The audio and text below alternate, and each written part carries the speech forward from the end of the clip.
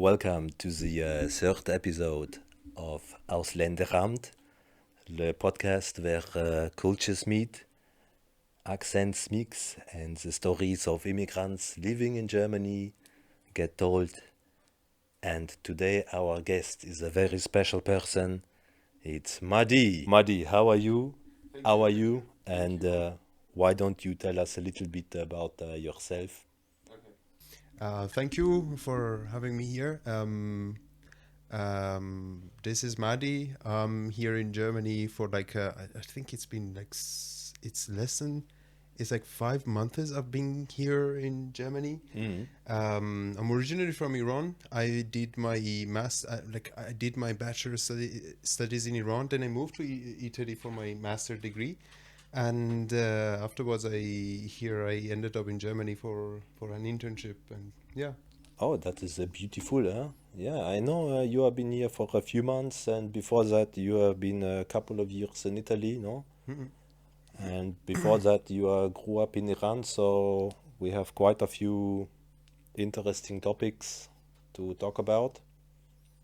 Yeah, we do. Uh, how do you feel today and in this country?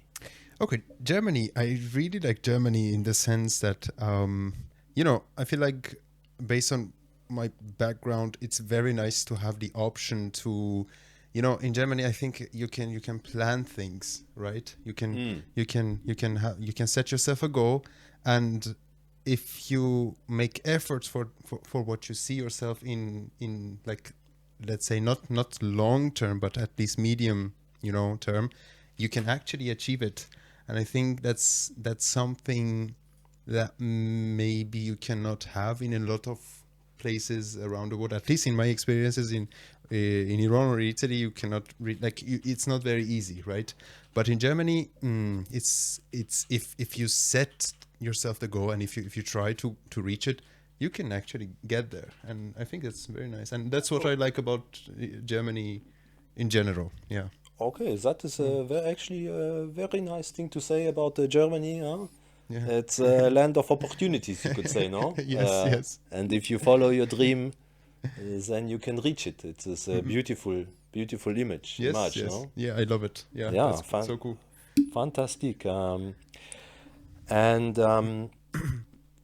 how would you describe the biggest difference, the cultural difference between l'Allemagne, Germany, and Italy?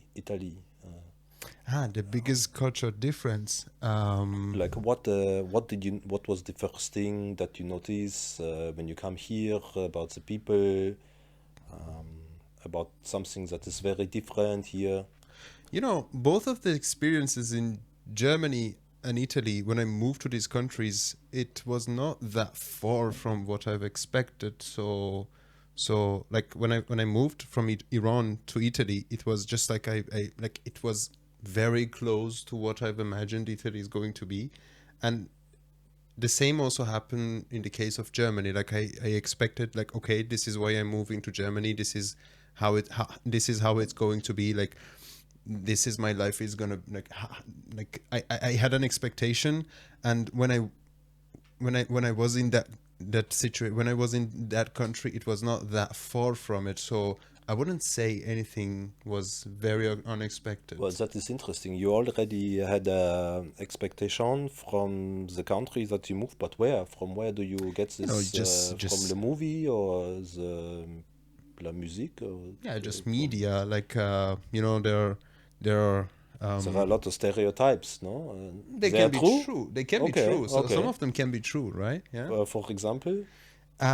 For example, like, they say, like, of course you're gonna eat a lot of good food in Italy, right? Mm-hmm. Like, you expect to eat very well food in Italy, and this is literally what is going to happen. You're gonna enjoy eating. You're gonna enjoy going to restaurants in Italy. You're gonna enjoy cooking in Mm-hmm. Italy. Mm. So technically, this is like how I imagine. Like, I used to imagine my day. Okay, I'm gonna wake up. I'm gonna have a coffee. I'm gonna think about lunch, like probably food quality, like the quality of ingredients that you want Mm-hmm. to get from supermarket is gonna be high. And this is how I thought, and this is literally what happened as well. But in Germany, like when I wanted to move to Germany, I was like, yeah, I'm moving to Germany for this internship that I want to do, and I'm gonna set myself some goals, and I'm gonna achieve them. And this is literally what is happening right now. So I'm very happy about it. Okay, Yeah. okay. Oh, very nice. But also very interesting. You wake up, you have a coffee in Italy, and you're already thinking about the lunch. Yes, yes. Kinda. Okay, so this is great. We can talk about a little bit Italian coffee culture then. I see. And Uh, before we the interview, you already told us a little bit about that it's not so. It's more about the service, no? yeah, I think coming from Iran, coffee is very different compared to Italy, and I assume coffee is very different in all around the world, including Iran and Germany, compared to Italy. The first day that I entered Italy, I was like, I had this imagination of, okay, I'm gonna have a coffee in Italy, right?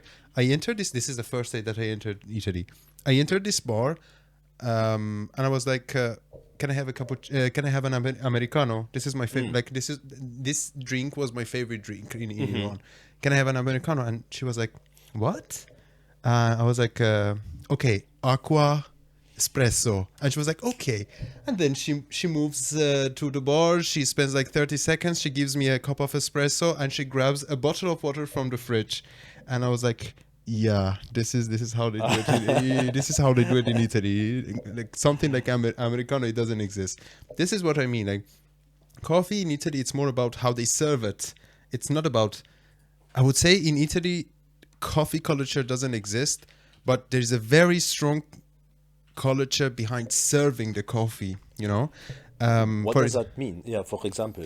For example, like having the espresso. What does it mean having espresso in Italy? Like when I'm in Italy, like after 2 years or after 2.5 years living in Italy, I'm so much into espresso because of the way that it's served in Italy. For example, you're just walking with your friends, very like in a street in a very random time of the day, and then you're like, "Do you want a coffee?" And then you just go you just go to the next coffee shop, which is like probably 100 meters away. You just order 2 espresso, and then you have your espresso in 30 seconds. You drink it immediately. Like the whole process doesn't take more than 5 minutes. This is how you do it. And then immediately you get out. Again, this is one way of serving it. The second way that I really like about the Italian coffee is how like, for example, you're a guest, right? And you go to this, you go to someone's house. Probably you're going to have lunch or dinner. Then immediately when the food is done, they're gonna ask you, "Do you want a coffee? Vuoi un caffè?" And then you're like, "Wow, that's so nice. Yeah, I didn't expect that, but yeah, it would be incredible if you give me a coffee." And the coffee is in front of you like in 1 minute. So So it is very fast. It is very quick. trop vite. Huh? Yes, yes. They give it to you, and it's also very cheap. No, it's one euro. Yeah, 1.5 maximum. In the south of Italy, it's not even €1. So yeah. 50 cents? I would say 80 cents. 80 cents. Oh, la la. Yeah. Okay. So yeah, it's very nice. You have it very quick. You have it, Oh. and it's about how you consume your coffee rather than what coffee you take. And Yeah. do you want to drink it fast? Yes. you- This is how I got used to it in Italy. Like, They don't have time, or they like to make it fast, or why they drink fast? Because I don't know why it's like this actually, but it's very enjoyable. It's a very simple treat that you give yourself, that you can give yourself any time of the day. I don't like. It's not about. It's not about not having time. It's just, I think, yeah, there is, maybe it's because the espresso quality is way better than how it is in rest of the world. Because such a thing, I cannot have it in Germany. Like when I go to a coffee shop in Germany and I ask for for espresso, it takes like 5 minutes for the espresso to be ready, and then the espresso quality, it's so like I don't like. No, sorry guys, I don't want that. yeah. Yeah, It's but instead, how the way that I do it in Germany is like I'm asking for, yeah, this is what I mean, the coffee culture, not serving, but coffee culture. Like you don't ask for espresso, but instead you have a big variety of how you want your espresso, like how you want your coffee, like yeah, it's a lot. Like, do you want ice to be in it? Do you want a cream? How heavy your cream should be? How, this you is know, in Germany. in all around the world. Okay. Yeah, the culture behind the coffee. You know, even you can be a coffee lover, and then you can ask more specific questions to the barman, like what is the origins of this seed? Like what is the percentage of Arabica and what is the percentage of Robusta in your coffee? And like this is something that it doesn't exist in Italy. Okay. Yeah. Okay. You just get the espresso and Yes, that's it. that's Very it. quickly. Yeah. Very quick. But how many do you in a day? Can you get so many espresso? You know, you can take as many as possible, but I would, 5, 6, 7? me personally, I try to not take more than 4 coffees per day. But there are, like, of course, there are people who take even more, Okay, like okay. 6. Yeah, probably. Why not? Okay. Yeah. Okay. So with the coffee, we talked a little bit about the lifestyle, and how would you compare the lifestyle in Italy versus Germany? For example, in Italy, you have la dolce far niente. Yeah. La dolce far niente, which we understand this is a life where you chill a lot, where you not have so many worries.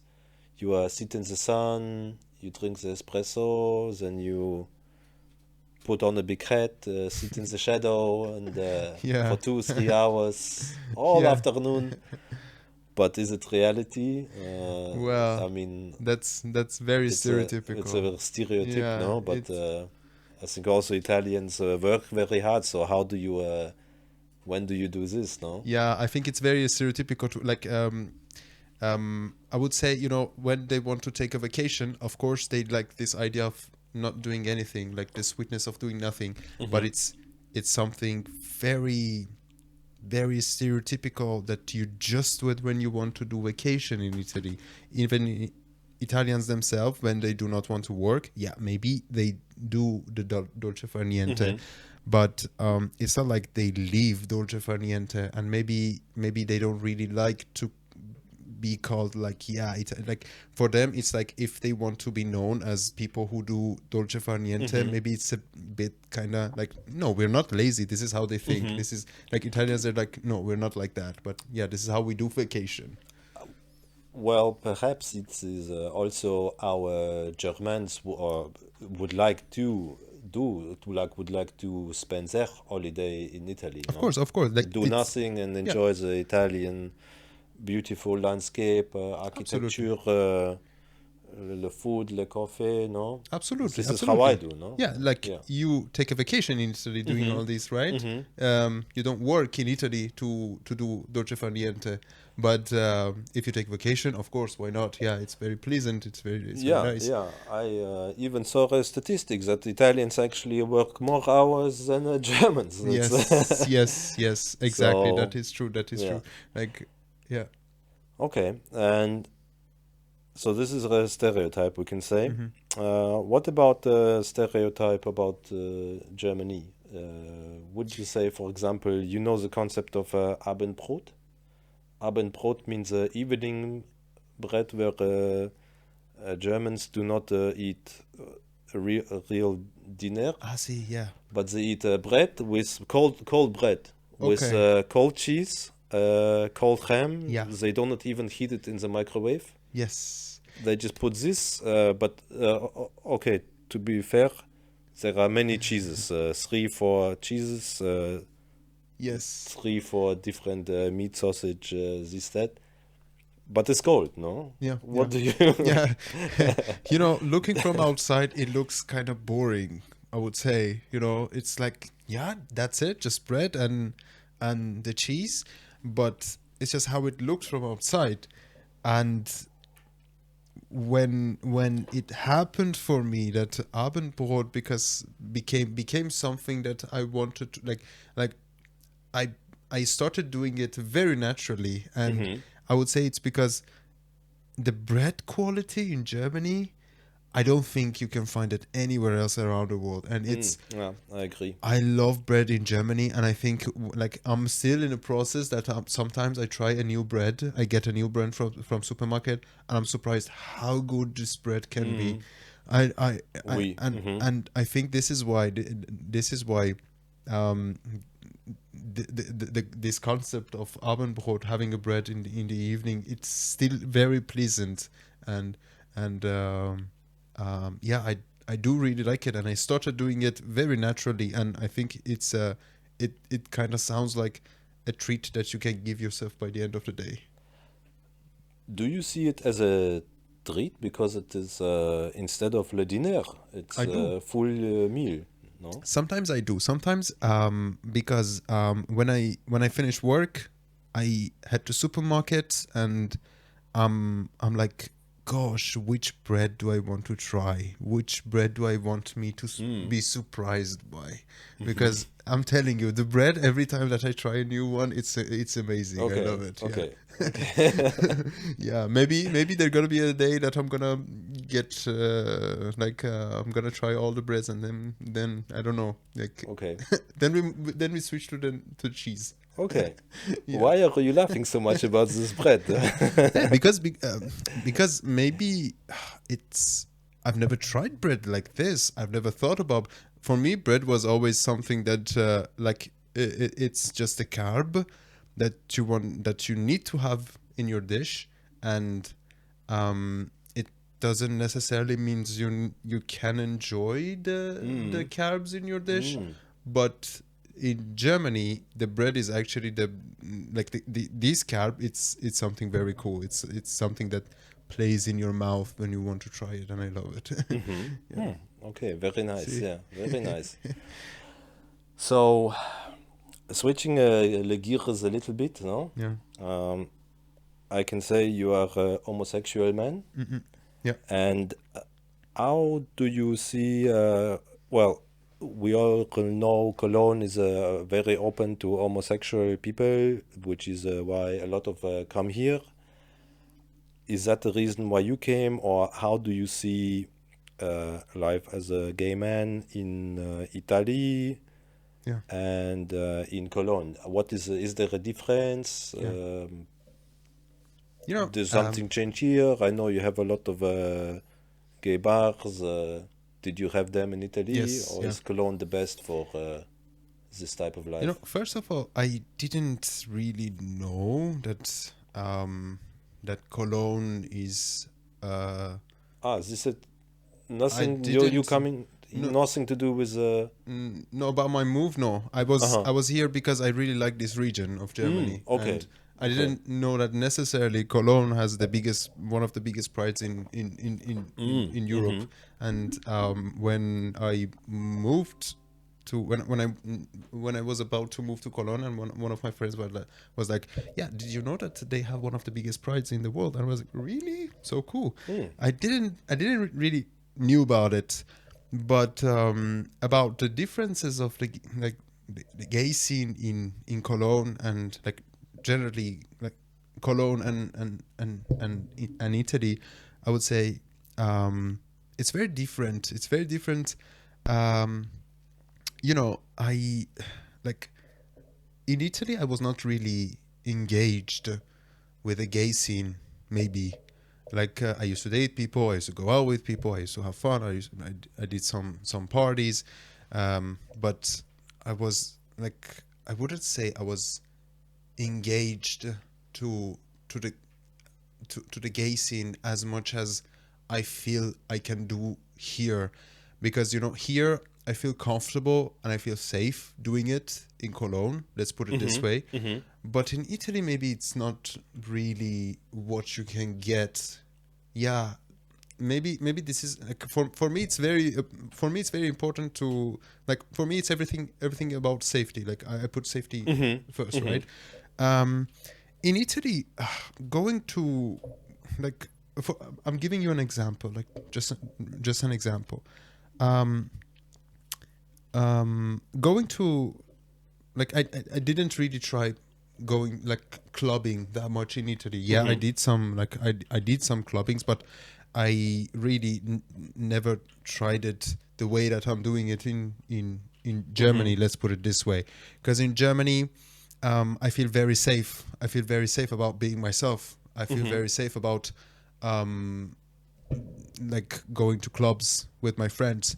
But when I tried, like when I did the techno when I did a techno party in Germany, I was like, yeah, let's see if Italy has something similar to that. So it was Christmas that I went to Italy to spend time with my friends, and yeah, I was like, yeah, let's go to a techno club in Italy to see like I was looking for something similar to what I can get in Germany, but there was this the biggest gay club in Milano that they also have a very huge techno music playing around in that club, but I really felt unsafe, and you know. Oh, but why? You know, yeah, it's very, yeah, because you know, in Germany it's all about respect, right? Like people, they don't do anything without any consent, right? This is how mostly this is how I experience also clubbing and going to techno or to engaging with the gay community here. It's all about consent. If you like, you just need to give the consent, but such a thing doesn't exist in Italy. Yeah, it doesn't exist. Like, yeah, you're clubbing, I'm allowed to do whatever I want because you're here. Will they touch you without asking? Yes. And I was like, yeah, shit. Yeah. It's not, you know, yeah, in such an environment you don't feel safe. You don't feel safe to express yourself, to be yourself. You know, this is because it's about expressing yourself and trying to be yourself. Yeah, in Italy, maybe it's not very easy to achieve to that level. That's the difference. So it is more about actually the clubbing culture here, ici. Yeah, take it as an example. Cologne, yeah, take it as an example. I know that the clubs here, they put a lot of value on respect, consent, treating each other well. Yeah. That's something that is very beautiful and doesn't exist. The safe space, no? They call it. Yeah, exactly. Okay. And I think it's very important, of course. Yeah. Oh yeah. And no safe space in the Milano gay club. It doesn't exist. No. Okay. And it is interesting. You say you call it the pride. Yeah. Pride is meaning the community, or the. Can you explain this meaning that? What I know about. It means that there's a lot of openness. You said there is a lot of pride here in Cologne, or biggest pride, big one. Yeah, it's a Pride month. Like we're already in. July, I think it's like it's this soon, year. No? I'm talking about the Pride month. Oui. Yeah. Will you participate and walk with the costume? Yeah, it's a lot of fun. Huh? I didn't think about my costume for now, but yeah, I can't wait. I'm very excited about it. Okay. One of the biggest ones in the world. Yeah, why not? Yeah, that is true. Yeah. Yeah. Okay. Very cool. Okay. Anything else you want to add on this topic of maybe dating, or is it? I know you have a partner, but. Maybe when you were single, how was it in Italy? Do they also use Grindr? Yeah, or like the same, or I would say probably it's the same. Like where me and my partner we met each other in Italy, and we're together since then. How did you meet, if I can ask? We did Grindr date. If you're asking any gay, okay. If you're asking any gay couples, like okay, this is the answer that you get. Okay, so it's similar. Yeah. Okay. I didn't like. I'm I didn't really try dating the way that I used to do in Italy here, but I would say again this whole idea of people like respecting, and it exists here and probably lacks in Italy. Okay, Yeah. okay. Okay, so earlier you mentioned that you are from Iran, Mhm. so I want to ask you a few interesting questions about Iran. Before the podcast, we already were talking about Yeah. door to door, which is not door to door, but is door Yes. door. Yeah. So can you describe it to Yeah. us, this concept? It's not door to door. It's door door. Door door is a Farsi word for just like, yeah, it's a way of having fun in Iran, which I really miss it. And this is technically what we used to do like not every day, but as much as we could do Mm-hmm. with my friends, because the gas is so cheap that you just grab your friends with your car. You just take the keys, you just head out, and then you just drive it out any destination. Like, you just go around. Like, So it is like car culture. You yeah, have a car, you have some yes, friends, you free petrol, and you go exactly, around. You meet exactly. some other Well, people. there are some specific streets in every city that Mm-hmm. people who, for this reason, come there, and like, then there is this scene behind where, the more fancy car you have, Mm-hmm. the more Oh, enjoyable this oh, experience can mm-hmm. get, the better Oh, speakers your car has, the louder music you can uh-huh. play. Yeah, this is like, you just grab your friend, like you're just sitting in the house, and then your friend is calling you. Yeah, you're available. I'm Mm-hmm. I'm right in front of the door. You wanna just go door door, Mm-hmm. which means like spin somehow. Mm-hmm. But yeah, this is, yeah, it's so fun, because you don't think about what you want to do. You just head out, you just drive without any thinking about where I want to drive. Okay, you don't even know, Yeah. but you know some spots where everybody else who has a car will also go. And then Yes. I think you also said you exchange numbers with people who are driving next to you Yes. or Yes. something like Yeah. this. It's the scene behind it. Like, Mm-hmm. where the people who want to do door door, and it's like a dating thing, because you can find people who want to, like, who are open to for this Mm-hmm. dating thing. Mm-hmm. So it's like the driver goes to these streets, and then there are gonna be people who are available to switch numbers in Uh-huh. the sidewalk. It's like, you just stop by them, and then if they're open to it, they're gonna come to you. You're gonna flirt a little bit, and then you're gonna switch numbers. Then, yeah. Oh, okay. So hold on. Wait. Attendre. So this is you switch number, but on which Yes. platform? WhatsApp group? It's in the real world. In, It's in the real world. The people are driving, and other people are in the sidewalk. It's a specific okay. place for this type A of specific joy. place. Yes, Okay. it's just Okay. a street. It's like a Mm-hmm. neighborhood in a big city. Okay. Yeah, there are gonna be a lot of cafes. There are gonna be a lot of bars. Like, people are there. And this is how can we imagine?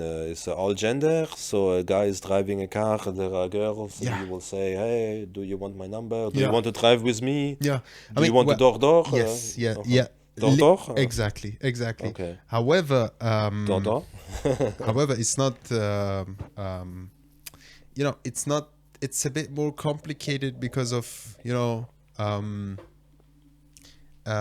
it's not literally like that. I would say you need to be very. You need to be very. How can I call it? You need to be very. Insider in the scene, or Maybe. careful, or Yeah, you need to be careful about doing it. You need to be like, you need to be very, how can I say, you need to be very proud of yourself. You need to be very, confident, you need to be confident. so much confident to do Mm. this. You need to be so much happy about the position that you have right now, that, okay, yeah, I'm gonna do door door today, and I'm gonna ask for numbers. I'm not gonna just drive without any destination, but I'm going to get some numbers, to find some Mm-hmm. people. Yeah, it's not that Okay. easy. It's just, Okay. yeah, not Oh, everyone does it. no, the people they may say no. I don't want you to give you my Yeah, number. they can say Okay, no. Yeah. so say normal, but then you very easy and you just drive. Yes. Yes. 200 meters and say, hey, door. The next people, the next person. Yeah. Okay, this is great. We see this every day in our street, no, in the Impi Cafe, no? This is Literally. new Cologne door. Yes, literally. This is like, yeah, this is how it works. Yeah, kind Yeah. of. Okay, fantastic. What else? Le navigator. You want us to wrap up? Okay. But before we wrap up, maybe some questions about your impression of Germany. Before, also in private, we talked about cultural heritage, what it means, because Germany, we have a lot of immigration right now, Yep.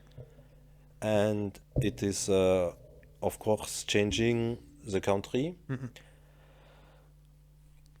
And we are now in the process of figuring out how we will change. We are picking up new things like new words, new foods, and whoever comes here is also influenced very much by German culture.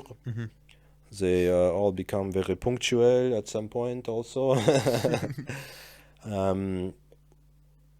What do you think about this topic? Yeah. Is the German culture changing, and in which direction do you see it going? Do you have an opinion? I really, I cannot think of an answer, and I don't really think there is an answer about it. We just can, like, what we can do is just sharing the way that, what we think about it, right? Like, yeah, I think, like, me myself, I mean, I have this immigrant background in me, but at the same time, I'm like, yeah, when I talk to other immigrants, I'm like, you know, I'm hearing, like, yeah, like the topic of integration, it's very important. Yeah, of course, I'm a very punctual person. I get mad when someone is late for 5 minutes. I get mad when I see someone crossing the red light in the street. You do? Oh, c'est moi. Yeah, it's like This is me. you do it yourself. All the Okay. time. Why should I wait? No. It's like, yeah, this is the process of integration. The people have Yeah. these new values, and they try to absorb the values of the new society. There, I think the answer would be if we can find, how can I say, a line where we can say, okay, if this person is doing this, then they are integrated. Otherwise, we cannot find an answer, because what if we are expecting this immigrant to lose their identity and become a total new person? Because, like, do we really want that? Do we really want immigrants? This is not possible. It's not possible. No. You cannot, like, if you can tell these people to turn into a new person, maybe this would be the perfect answer, a perfect solution for whatever is. But this is not something possible. So yeah, the more I think about it, the more I get confused. So I'm like, what I really know is just to, like, what is the like, when can we say someone is integrated? Yeah. I think this is something you have to feel, no? Yeah. See. So, are you integrated? Or how many percent are you? I cannot really answer to that question. Of course, I have new values. As I said, like, I get mad when I see someone who's crossing the street. Yeah, like, but like, I don't know what, like, how does it sound, like, what is the full integration? Like, what does it sound like when someone is called, this person is fully integrated? How does that person thinks? Like, how does a mindset of someone who is fully integrated works? Because I'm not there. I'm in a process. I don't know if I'm in the middle. I don't know if I'm still far behind the middle. I don't know if I'm nearly close to the ending of this process. But I am what I can say. I'm in a process of it. So, and this is, I can talk about me. I can talk about my personal Yeah, of experience. course, yeah, we will. So yeah, it's very complicated for me, and uh, all I can say is just about my personal experience, which is not even an answer. Yeah. Oh, well, it is a complicated story. No, Yeah. you have, I think it's about the values of one culture versus the values of another. So, for example, German culture will value hard work, quality of work, the traditional, no? Yeah. Living a humble life, very modest life, but also keeping things very tidy and neat and clean, but also sacrificing for that perhaps le free time or the fun activity, and it is but not maybe not so much Yeah. Yeah. I think because it's yeah. yeah. I think what we can do is to prioritize what is more important and what is less important, and then focus on the things that are, the Yeah. priority. And when we're moving from that priority, we can go to the next step and the next step. Yeah, I think this is a nice thing about Germany, where you can come with your values and their priorities, Yes. and you can, because it is such a free country, you can pretty much live your values. If you want to keep your room messy and have a lot of fun in the club, you can do it, no? Yeah. Very good point. I think one of the good things about Germany is like, in Germany, if you want to do something, if you really want to integrate, let's put it this way, you get a lot of opportunity. If you really want to have new values, the people and the country generally, it's very open to this process that you're in. Like you get the support from the people, you get the support from. I think like there are a lot of support if you really want to get into the process, and that's something that I think is very appreciable. Can you give an example of this support, or which, yeah? I think like, for example, like German people, I can compare it to my experience also to Italy. Like about the language, let's say, let's talk about language. For example, there is this stereotype of when you want to speak Italian to someone Italian, they're like, "Oh my God, you can speak perfect. You can speak the language just like me and everything and blah blah blah blah." But then it's not really helpful for you if you want to really learn this language, no? They say this when you are not perfect. No, when you're not perfect, like you're just in the beginning. When you're process. just starting. Yeah, you're just starting. You just say ciao, buongiorno, and then this Italian person is like, "Oh my God, you can speak the language perfect," and then you're like, "Oh, really? Thank you, really? Okay. Good." And this is like that's your level of Italian. This is how it's gonna work. Like if you don't like, yeah, it's very difficult to learn the language in the society because you don't get the support maybe from like you don't have the support to move further in the process of learning the language. But I think in Germany it's like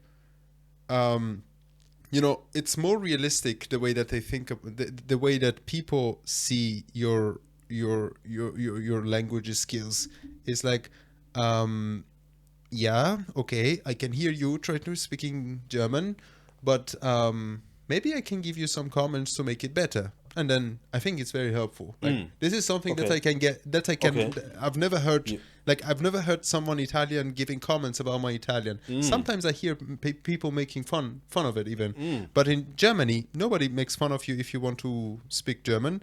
And I think people trying to actually make helpful comments in your language skills that actually can be very helpful. Like, I think it's very difficult to make comments that are helpful for the language. Maybe yeah, maybe this is what I The feel. Germans, they are more honest about Yes. your and what they say. They say, "Oh, you should say this like this and this like that." Yeah, not in a way Yeah, that is, but not so sometimes. hurtful, but honest and Yes, yeah, okay, exactly. okay, yeah. It's Can not, can it's you not say hurtful. something in German? Like what? Okay, that's Can too you much, say right? the dog is the man crossed the street on the red light? Does the man, does man? Uh, no, I cannot say it. Uh, The man is crossing the. No, I cannot say it. Der Mann geht über die Straße, wenn das rote The Licht. man. Okay. No, No, let's finish it. no. Yeah. So let me give you some tips about this. Yes. Thank you. Some comments. This is my impression. Yeah. Take A2 in VHS. Yeah. See. Okay. Très bien, très bien. We're I'm getting not gonna some say that. non-helpful suggestions I'm not gonna say that. about what is in German. Okay. Yeah. Okay, so I think we have some good content for today. Or is there anything else on your mind that you want to very much say? For me, it was a very nice conversation. I really enjoyed my time. I cannot think of anything that I want to add. Okay, perfect. Yeah. We talked a lot about the different things today. We had a very nice insight from somebody who was in Italy for a long time and can give us an outside perspective on and objective perspective on Italy, but also on Germany. And we talked about very interesting things of how life is here also in Cologne. So thank you very much, Mahdi, for coming on the podcast. And thank you all for tuning in. And please subscribe, follow, like. And if you enjoyed this episode, yes, please share it with your friends. And that is it. Ciao. The Ausländer